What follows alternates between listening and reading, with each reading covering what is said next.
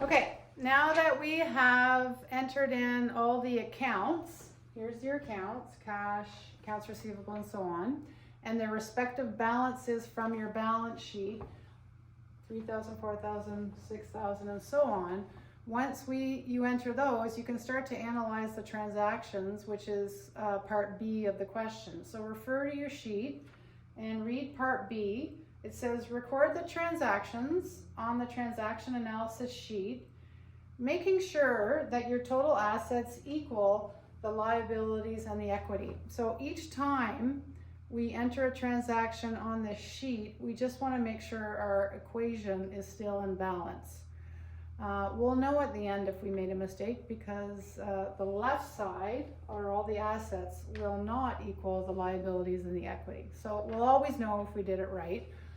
It is possible that you could balance and still make an error. We can talk about that later. However, what I'm going to do for this video is just show you how to record the October 4th transaction. So look on your sheet, read the instructions for part B, and then I want you to think about, in the transaction for October 4th, what happened? What two accounts were impacted, and did they go up or down, and by how much? So when I say accounts, I'm referring to cash, accounts receivable, supplies, and so on. You can only pick from those accounts. So what I want you to do is read the transaction for October 4th and ask yourself, what happened in that transaction? I received something, but I gave something up.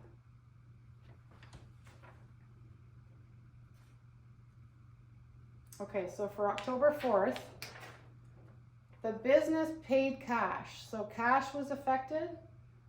And why did they pay cash? Well, they paid a supplier. They paid down what they owed to a supplier. And we know that suppliers, another word for suppliers is accounts payable. So the way you record this is like this. Write the date in here, so October 4th, and ask yourself what was affected. So I know cash was affected because I paid it.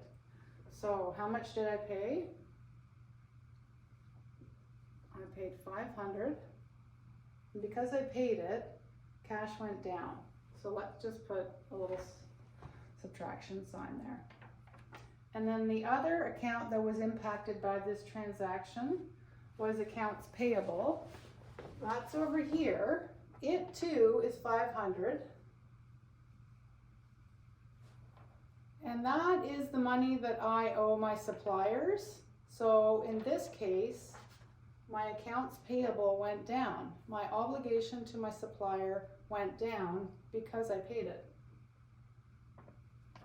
And then the next step is to calculate the new balance and the accounts moving all the way across. So 3,000 minus 5,000.